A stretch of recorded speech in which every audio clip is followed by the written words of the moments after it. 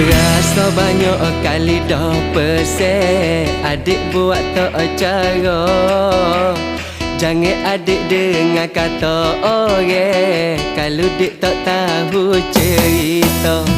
Kadang-kadang dek serabut mikir, nyo mari sakit kepala. Lama-lama dek moduk takir, tak leok dah pun kita. Dah ginilah dek, kalau tak percaya abang